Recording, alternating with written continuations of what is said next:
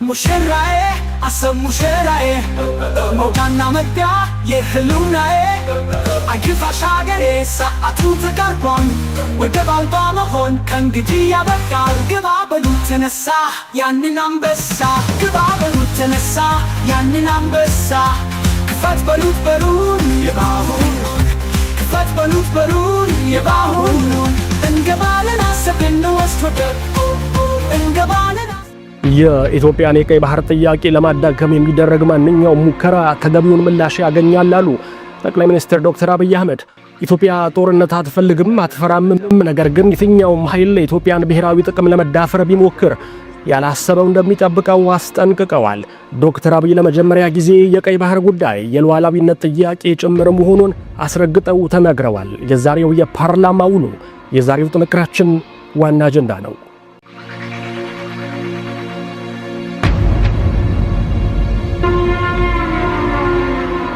እንደምን ዋላችሁ ተመልካቾች፣ ይህ ጂኤምኤን ኢትዮጵያ ነው። እንኳን ደህና መጣችሁ። ከዚህ ሰዓት ጀምሮ መረጃዎች መቅረብ ይጀምራሉ። አብራችሁን ቆዩ። ባለፉት ሳምንታት የአፍሪካ ቀንድን ጂኦፖለቲካ አስጨንቆ የቆየው የአሰብ ጉዳይ ዛሬ በጠቅላይ ሚኒስትር አብይ ጭምር ማረጋገጫ ተሰጥቶበታል። ጠቅላይ ሚኒስትሩ አሰብን በስም ባያነሱም ነገር ግን የኢትዮጵያ የቀይ ባህር ጥያቄ ወደ ሰሜን ያነጣጠረ መሆኑን በንግግራቸው ላይ ያመልክተዋል። ይህን የኢትዮጵያን ሕጋዊ ታሪካዊና ተፈጥሯዊ ጥያቄ ለማስቆም በማሰብ ትንኮሳ ለሚፈጽም ማንኛውም የውጭ ኃይል የድርጊቱን ክብደት ሊገነዘብ እንደሚገባው አብይ አጽንኦት ሰጥተው ተናግረዋል።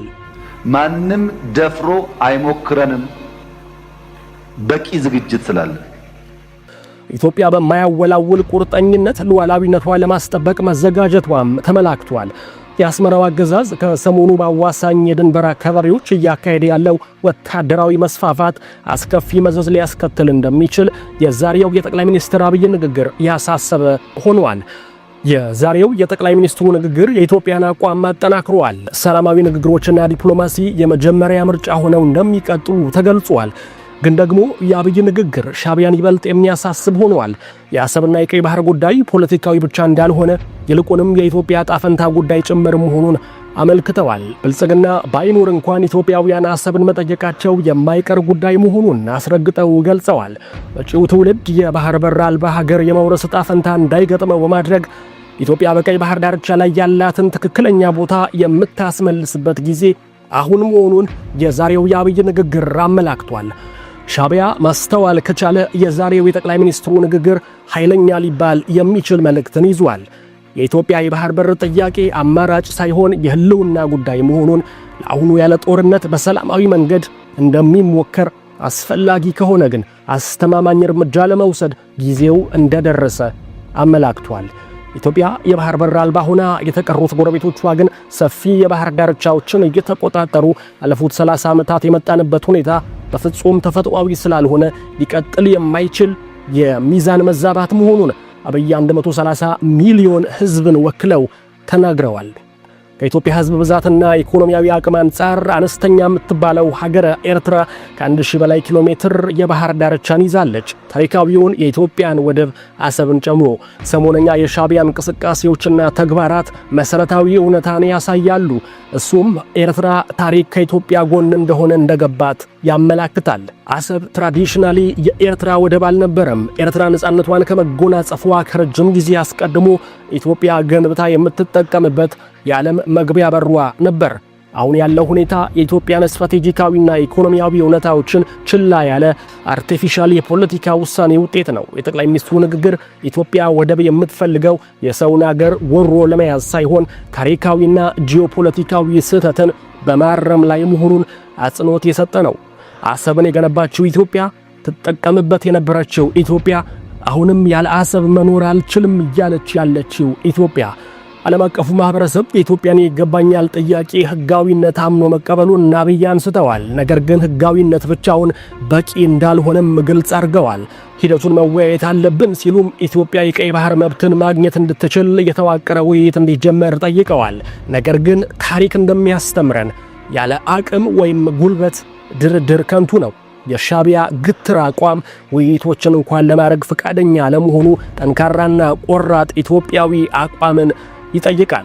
የጠቅላይ ሚኒስትሩ ንግግር ኢትዮጵያ ከታላቁ የኢትዮጵያ ህዳሴ ግድብ ጉዳይ ጋር እንዳደረገችው ሁሉ ጥቅሟን ለማስከበር መዘጋጀቷን ለወዳጅም ለጠላትም አስታውሰዋል። ሌላው ዛሬ አብይ ያነሱትና ሊሰመርበት የሚገባው ነጥብ የቀይ ባህር ጉዳይ የሉዓላዊነት ጥያቄ ጭምር መሆኑን የገለጹበት ነው። የኢትዮጵያን የባህር በር ፍላጎት ከአባይ ወንዝ ጋር አያይዘው ጠቅላይ ሚኒስትሩ ሁለቱም የብሔራዊ ሉዓላዊነት ጉዳይ መሆናቸውን በግልጽ ተናግረዋል። ኢትዮጵያ በአባይ ወንዝ ላይ የምትከተለው አካሄድ ጽናትና ቁርጠኝነት ያለው ነበር። ዓለም አቀፍ ጫናዎች ቢኖሩም ህዳሴው ተገንብቷል። እናም ለሚመጣው እልፍ አላፍ ትውልድ ኃይል ማመንጨቱን ይቀጥላል። የቀይ ባህር ጉዳይም በተመሳሳይ መንገድ መያዝ አለበት። ኢትዮጵያ የውሃ ደህንነቷን እንዲቆጣጠሩ የውጭ ኃይሎችን እንደማትፈቅደው ሁሉ ሰው ሰራሽ የፖለቲካ ዕቀባ የተፈጥሮ ባህር መብቷን እንዲነፍኩ መፍቀድ የለባትም። ስለሆነም የዛሬው የጠቅላይ ሚኒስትር አብይ ንግግር ከመግለጫ በላይ ምልክት ወይም ሲግናል ነበር። ኢትዮጵያ በጂኦግራፊ የቁም እስር ቤት ከዚህ በኋላ እንደማትገኝ ትዕግስቷንም እንደጨረሰች የሚያሳይ ምልክት፣ የበይ ተመልካች የመሆን ዘመን ማብቃቱን የሚያሳይ ምልክት፣ የቀንዱ ታሪካዊ ግዙፍ ሀገር የሆነችው ኢትዮጵያ የራሷ የሆነውን ሉዓላዊ መሬት ለማስመለስ ዝግጁ መሆኗን የሚያሳይ ምልክት። አብይ ሲናገሩ ከጎረቤት ጥቃት ይደርስብናል ብለን አንፈራም፣ ራሳችንን አስታጥቀናል። እናም የታጠቅንበት ብቸኛው ምክንያት ሰላምን ማስጠበቅ ነው። እነዚህ ቃላት እጅግ ወሳኝ የሆነን ጉዳይ ያሳዩናል። ኢትዮጵያ ዲፕሎማሲያዊ መፍትሄን ብታስቀድምም አስፈላጊ ከሆነ ግን ቆራጥ እርምጃ ለመውሰድ ተዘጋጅታለች። የሦስት ሺህ ዘመን ቀደመ ስልጣኔ ፍምሳት የሚነድ የአገር ፍቅር ወኔ ረጅም እንደ አባይ ሙቅ እንደ ቀይ ባህር ኢትዮጵያን የሰጠን። ይህን የዩቲዩብ ቻናል ከወደዳችሁት ሰብስክራይብ እና ሼር አድርጉ። አሁንም እንቀጥላለን። ሻዕቢያ ዓለም አቀፉ ማህበረሰብ ኢትዮጵያን ያስቁምልኝ ሲል በይፋ ተማጽኖ አቅርቧል። ኤርትራ የሉዓላዊነት አደጋ እንደተደቀነባት ያስታወቀው የአስመራው አገዛዝ ኢትዮጵያ የቀይ ባህር ዕቅዷን እንድትሰርዝ አገራት ጫና እንዲያደርጉባት ጠይቋል። ይህ ተግባር ሻዕቢያ ምን ያህል በፍርሃት እንደተፍረከረከ ያሳያል። ትላንት የሳውዲው የውጭ ጉዳይ ሚኒስትር ዴታ ወደ ኢትዮጵያ መጥተው ከጠቅላይ ሚኒስትር አብይ ጋር ተገናኝተዋል። እንደ ሪያድ መገናኛ ብዙሃን ዘገባዎች ከሆነ ዋሊድ ቢን አብዱል ከሪም አል ኩራይጂ ከሳውዲው አልጋ ወራሽ ልዑል መሐመድ ቢን ሳልማን የተላከን ደብዳቤ ለአብይ እንዳደረሱ ተመላክቷል። ባሳለፍነው ሳምንት ኡስማን ሳል የኢሳያስ አፈወርቂን ደብዳቤ ይዘው ሪያድ ማቅናታቸው ይታወሳል። የቀይ ባህር ጉዳይ የሳውዲው መልእክተኛ ንግግር አጀንዳ እንደሆነ እነዚሁ ዘገባዎች አመልክተዋል። የኤርትራው የውጭ ጉዳይ ሚኒስትር ኦስማን ሳለ በአስመራ የሚገኙ የውጭ ሀገራት አምባሳደሮችን በአስቸኳይ ስብሰባ አስጠርተው ሻዕቢያ እንዴት ባለ የዲፕሎማሲያዊ ጭንቀት ውስጥ እንደሚገኝ አሳይተዋል። ኢትዮጵያ በቀይ ባህር ላይ በተለይም ታሪካዊ ግዛቷ በሆነችው አሰብ ላይ እያሰማች ነው ያሉትን ይገባኛል ጥያቄ አስመልክተው አስመራ ውስጥ ያሉትን የዲፕሎማቲክ ማህበረሰብ አባላትን ሲማጸኑ ታይተዋል። ለወትሮ በዲፕሎማሲ የማያምነው ሻዕቢያ አሁን መፈናፈኛ ሲያጣ አንድ ተስፋ የቆረጠ አገዛዝ እንደሚያደርገው ልመና እያቀረበ ይገኛል። ኢትዮጵያ የባህር ላይ ፍላጎቷን እንድትተው እነዚህ ዓለም አቀፍ ኃይሎች ግፊት እንዲያደርጉ ተማጽኖ አሰምቷል። አስመራ ውስጥ የሚታየው የድንጋጤ መጠን በእርግጥም ኢትዮጵያ አሰብ የታሪክ ጥያቄ ብቻ ሳትሆን ጂኦፖለቲካዊ ጠቀሜታ ያላት መሆኗን ይዛው የመጣችው አቋም ትክክል እንደሆነ እያሳየን ይገኛል። የሻዕቢያ ዲፕሎማሲያዊ መርመስመስ የኢትዮጵያ የቀይ ባህር ጥያቄ ከተራ ምኞት ባለፈ እውነት ሆኖ መምጣቱን እንዳወቀ ያሳብቃል።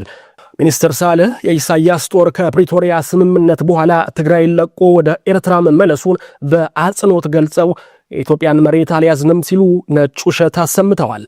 ሻዕቢያ ከባድማ አልፎ ሰፊ የኢትዮጵያን መሬት ወሮ ይገኛል። ያ ብቻ ቢሆን ባልከፋ ነበር። ይህን የኢትዮጵያን ሉዓላዊ መሬት ወደ ራሱ ቀላቅሏል፣ ወይም በእንግሊዝኛው አጠራር አኔክስ አድርጓል። የሻዕቢያ የጅል ውሳኔ የሚጀምረው እዚህ ጋ ነው።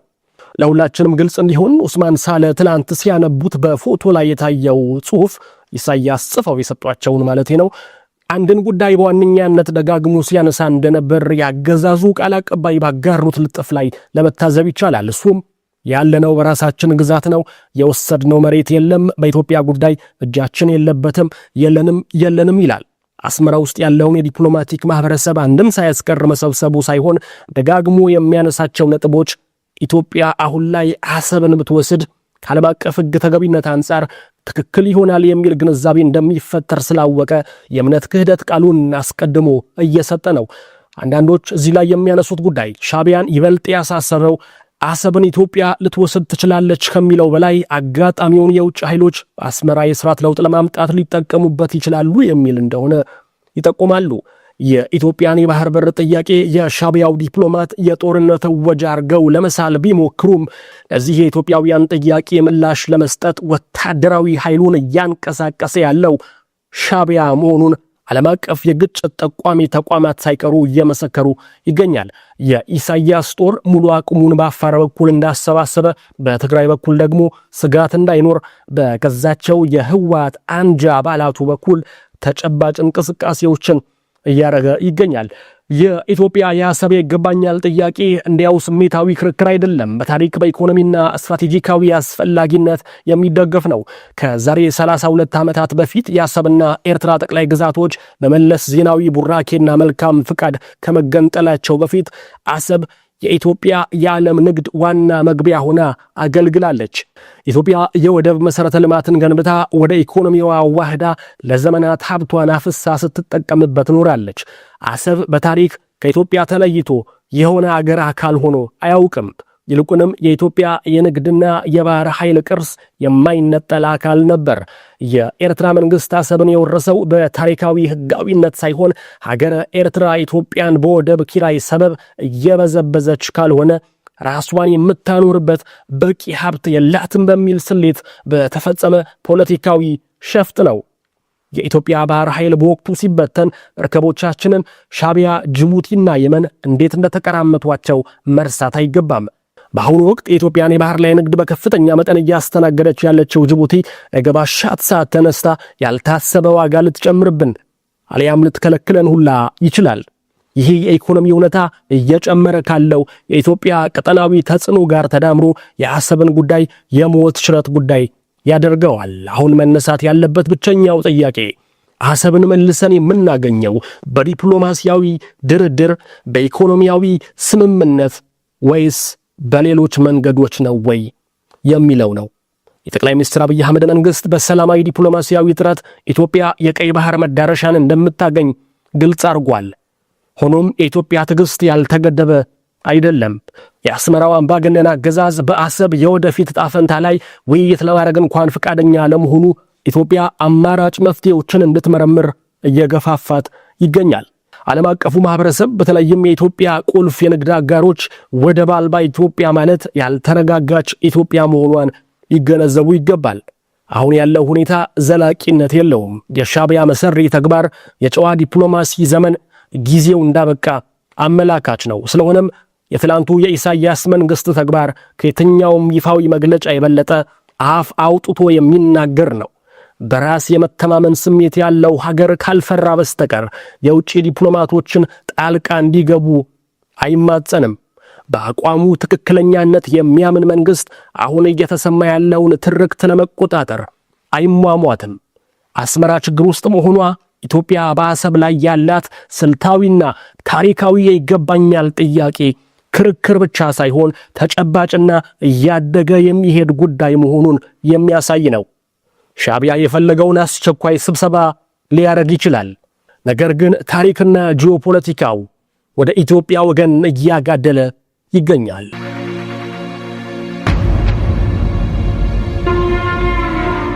ሶማሊያ ከቅርብ ዓመታት ወዲህ ያልታየ የተባለ የአልሸባብ ግስጋሴ ከፍተኛ ስጋት ውስጥ እንድትገባ አድርጓታል። በቸገረ ሰዓት ከጎን አብሮ የቆመ ያ እውነተኛ ወዳጅ ነው እንዲሉ ባለፉት ወራት ከሶማሊያ ጎን እንቆማለን፣ በሁለት እግሯ እንድትቆም እናረጋታለን ሲሉ የከረሙት ሁለቱ የጸረ ኢትዮጵያ የክፋት ዘንግ መስራቾች ዛሬ አብረዋት የሉም። ድንገተኛውን የአልሸባብ ግስጋሴ ለማስቆም የሶማሊያን ጥሪ ተቀብለው የደረሱላት ኢትዮጵያና የአሜሪካ መንግስት ብቻ ናቸው። ከጥቂት ወራት በፊት ሲያጨቃጭቅ የነበረው ጉዳይ ለኢትዮጵያ ሰላም አስከባሪዎች ምን ያህል ኮታ እንስጥ የሚለው ነበር። ዛሬ ሐሰን ሼክ መሐሙድ አስከፊው ቀን ሲመጣ የድረሱልን ጥሪ ቀድመው የላኩት አዲስ አበባ ነው። አሁን እያወራን ባለንበት በዚህ ሰዓት በርካታ የኢትዮጵያ ጦር ወታደሮች ሶማሊያ ገብተዋል። የኢትዮጵያ አየር ኃይልም አልሸባብን መድረሻ እንዳሳጣው የሶማሊያ መገናኛ ብዙሃን ጭምር እየዘገቡ ይገኛል። በነገራችን ላይ ከዚህ ቀደም የሶስቱ መንግስታት ያልተቀደሰ ጋብቻ ከ6 ወራት ዕድሜ በኋላ በፍቺ መደምደሙን ዘግበን ነበር። ነገሩ ግን በፍቺ ብቻ የሚጠናቀቅ አይመስልም። ባሳለፍነው ሳምንት የጁማ ስነ ስርዓት ላይ ንግግር ያሰሙት ሐሰን ሼክ መሐሙድ ግብፅን ወጋ ያረጉበትን ንግግር አሰምተዋል። የአሜሪካ ኤምባሲ በዋና ከተማይቱ የሽብር ጥቃት ይፈጸማል ሲል ማስጠንቀቂያ ማውጣቱን ተከትሎ ግብፅ አየር መንገዷ ወደ ሞቃዲሾ የሚያደርገውን ጉዞ እንዲያቆም ወስናለች።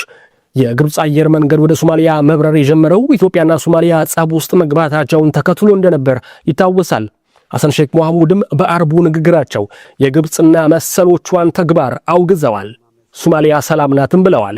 ከውስን ቀናት በፊት ካይሮ ባስተናገደችው የአረብ ሊግ አስቸኳይ የመሪዎች ጉባኤ ላይ አብዱልፈታህ አልሲሲ ሁሉንም የሊጉ አባል ሀገራት መሪዎች እንዳትቀሩ ሲሉ አሳስበው ነበር። ጉባኤው መጀመሪያ ሊደረግበት ከታቀደው ቀን ወደ ኋላ የተሸጋሸገው ሁሉም የአረብ ሀገራት መሪዎች እንዲገኙ በሚል ነበር። ፕሬዚደንት ሐሰን ሼክ መሐሙድ ግን በዚህ ስብሰባ ላይ አልተገኙም። ከሊጉ አስቸኳይ ጉባኤ ውስን ቀናት በፊት ግን ለአፍሪካ ህብረት ስብሰባ 4 እና 5 ቀናት የከረሙት አዲስ አበባ ነበር። መክሸፍ እንደነዚህ 3 ሀገራት ጥምረት ነው እንጂ።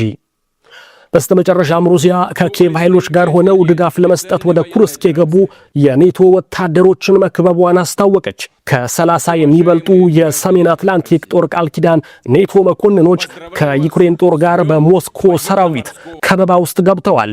እንደ ሩሲያው የመረጃ ምንጭ ስፑትኒክ ዘገባ ከሆነ በኩርስክ የዩክሬን ዘመቻን ለማገዝ በሚል ባለፉት ወራት በዛው የቆዩ ከፍተኛ መኮንኖቹ አሁን ከኪየቭ ጦር ጋር በሩሲያ መከላከያ ተከበዋል። ሰሞኑን ኩርስክን ከዩክሬን ኃይሎች እያጸዳው ነው ያለችው ሞስኮ በሁሉም አቅጣጫ ተከበው እጅ እንዲሰጡ ጥሪ የቀረበላቸው ዩክሬናውያን ተዋጊዎችን ጉዳይ ማሳወቋ ይታወሳል። የአሜሪካው ፕሬዝዳንት ዶናልድ ትራምፕ ቭላዲሚር ፑቲን ለነዚህ ወታደሮች ምህረት እንዲያደርጉም ጠይቀው ነበር። ምህረቱ እነዚህን የኔቶ መኮንኖች ያካትታ አልታወቀም። የተከበራችሁ ተመልካቾቻችን የዛሬው ቆይታችን ይህን ይመስል ነበር። በያላችሁበት መልካም ጊዜ ሰላም ቆዩ።